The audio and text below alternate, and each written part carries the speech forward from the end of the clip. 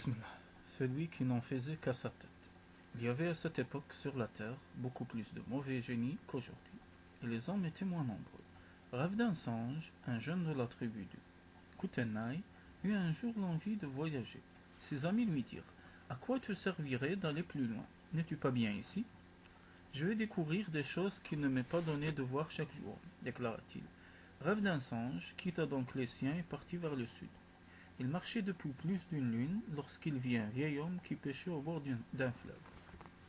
Hey, lui cria le vieux, tu es Rêve d'un singe. Je te reconnais, j'ai bien connu ton père, c'était un homme de bon sens. Que puis-je faire pour toi? Me dire où mène ce chemin. À ta place, je n'irai pas plus loin, mais si tu veux continuer, je te conseille de prendre garde. Dans cette forêt, tu verras un nouveau-né suspendu à une branche. Surtout ne fais pas attention à lui, car en réalité, ce n'est pas un enfant, mais l'odieux serpent qui n'est jamais rassasié. Avant de le laisser partir, le vieux lui donna un couteau. Prends ça, tu pourras en avoir besoin. Rêve d'un singe poursuivit sa route. Bientôt, il entendit des gémissements. Un bébé était suspendu à un arbre. Il passa devant sans s'arrêter, mais après quelques pas, il s'apitoya. Qu'as-tu donc à pleurer ainsi? Cela fait plus de 10 neiges que je n'ai pas été ma mère.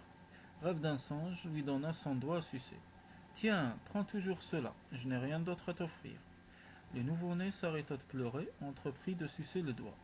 Puis il aspira la main, et bientôt tout le bras disparut dans sa bouche. Effrayé, Rêve d'un singe se souvint du couteau que lui avait donné le pêcheur.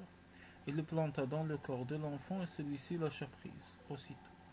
Mais quand Rêve d'un singe regarda son bras, il vit que le serpent, qui n'est jamais rassasié, avait avalé toute sa chair. Heureusement, se dit-il, que je ne lui ai offert qu'un seul de mes bras. Plus loin, le jeune Kootenai rencontra une vieille en train de s'épouiller devant sa hutte. Hey, n'est-ce pas le Rêve d'un singe que je vois là? J'ai bien connu ton père, c'était un homme plein de bon sens. Que puis-je faire pour toi? Dis-moi, vieille, où conduit ce chemin? Il traverse la vallée des squelettes. Si tu t'y aventures, ne t'y arrête pas. Un oiseau y chante constamment.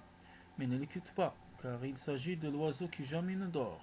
Un des plus mauvais génies de la contrée. Tiens, voici un tomahawk, au cas où tu en aurais besoin. Rêve d'un singe prit l'arme et continua sa route. Après une courbe, le chemin devint si encombré de squelettes que le jeune homme éprouva du mal à avancer. C'est alors qu'il entendit un chant étrange. Il se dit: Siffle tant que tu le voudras, je sais qui tu es.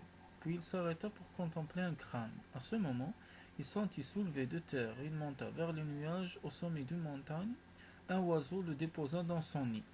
J'ai vu que tu étais fatigué, lui dit le volatile. J'ai été te chercher afin que tu te reposes ici. Douillettement installé sur un lit de plumes, Rêve d'un singe s'endormit. L'oiseau saisit sa jambe et en aspira la moelle. Rêve d'un singe se réveilla en sursaut et asséna un coup de tomahawk sur la tête de l'oiseau. Et le Kootenai continua son voyage, jusqu'au moment où il vit un vieil homme qui mettait son canoë à l'eau. Hey, n'es-tu pas Rêve d'un singe? Ton père était mon ami et c'était un homme de bon sens. Que puis-je faire pour son fils? Je voudrais savoir où mène cette rivière. Elle conduit au grand lac, mais en réalité ce n'est pas un lac. Il s'agit du monstre qui jamais ne bouge. Il digère ce qui entre dans son vaste estomac. Je vais y aller voir. Alors prends ce canoë. Cependant, fais très attention. Dès que tu sentiras une odeur nauséabonde, tu devras revenir. Très vite, sinon tu pourrais le regretter car le monstre te dévorerait. Rêve d'un singe embarqua dans le canoë et descendit la rivière. Il arriva devant une large étendue d'eau. Une odeur fétide le prit à la gorge. Faut-il que je revienne maintenant se demanda-t-il, mais bien installé au fond de son canoë, il décida de continuer. Rêve d'un singe ne se rendait pas compte qu'il était déjà avalé par le monstre. L'obscurité se fit autour de lui et elle devint de plus en plus épaisse à mesure qu'il progressait. Le jeune homme fut alors pris de peur. Il pagaya de plus en plus vite. Enfin, il vit devant lui une faible lueur qui grandit à mesure qu'il avançait. Puis ce fut une vive clarté. Rêve d'un singe venait de sortir du monstre. Fou de joie, il agita le bras et son embarcation chavira. Il nagea jusqu'à la rive et poussa un soupir de soulagement. Mais pendant cet affreux voyage, le monstre avait avalé toute sa chair. Le jeune homme revit alors le vieil homme qui avait donné son canoë. Aide-moi, porte-moi sur ton dos, je suis exténué. L'homme répondit. Ah tiens, voilà qui est bizarre, un squelette me parle. Je ne suis pas un squelette, je suis rêve d'un songe. Le vieillard fut secoué par un grand rire. Ainsi tu es ce jeune fou dont je connaissais le père, tu n'as nul besoin d'aide puisque tu n'en fais toujours qu'à ta tête.